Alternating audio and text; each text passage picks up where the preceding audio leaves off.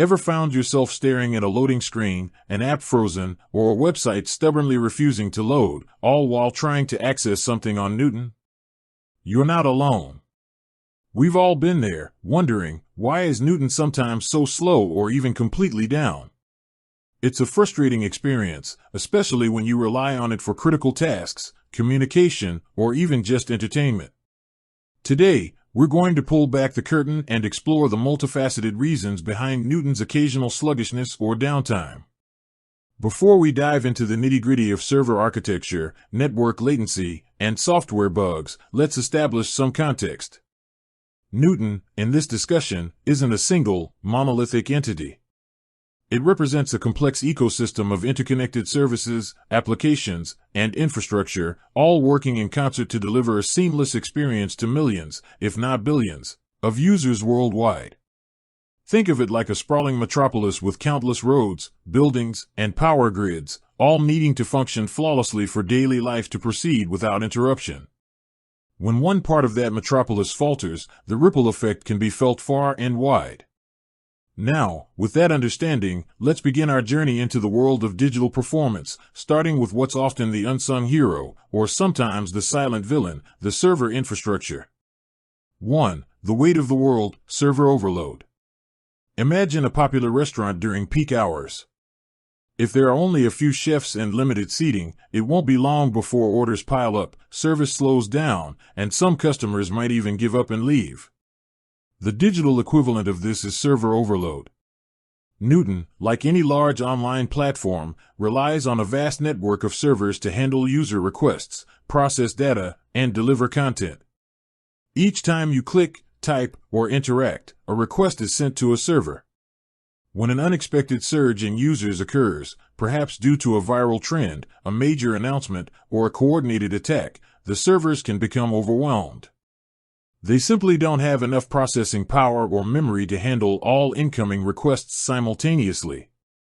This leads to queues forming, requests timing out, and ultimately, a noticeable slowdown or even a complete crash. Think of it as a digital traffic jam, where too many cars are trying to use the same road at once. Companies invest heavily in scalable infrastructure, meaning they can add more servers as demand grows, but even the best-laid plans can be caught off guard by unprecedented spikes in traffic. 2. The invisible threads, network latency and bandwidth limitations. Beyond the servers themselves, the journey your data takes to and from Newton is another critical factor. This journey involves a complex web of internet service providers, ISPs, underwater cables, and terrestrial fiber optic networks. Two key concepts here are network latency and bandwidth. Latency is essentially the time it takes for a data packet to travel from its origin to its destination and back. It's measured in milliseconds, ms. If you're trying to access Newton from halfway across the world, the physical distance alone introduces a certain amount of latency. Think of it like shouting across a canyon. It takes time for your voice to travel and for the echo to return. High latency can make an application feel sluggish, even if the servers themselves are performing perfectly. Bandwidth, on the other hand, is the maximum amount of data that can be transferred over a network connection in a given amount of time. It's like the width of a highway. A wider highway can accommodate more cars at once. If your internet connection has low bandwidth, or if there's congestion on the network between you and Newton servers, then even small amounts of data can take a long time to load. Imagine trying to stream a high-definition video over a dial-up modem. It's simply not designed for that kind of data transfer. Both your own internet connection and the upstream connections that Newton relies on play a role here. A localized outage with your ISP, or even a damaged undersea cable thousands of miles away, can impact your ability to connect to Newton. 3. Bugs in the machine, software glitches and inefficient code. Even with robust servers and lightning-fast networks, the software itself can be a source of slowdowns and outages. Software is incredibly complex, with millions of lines of code interacting in intricate ways.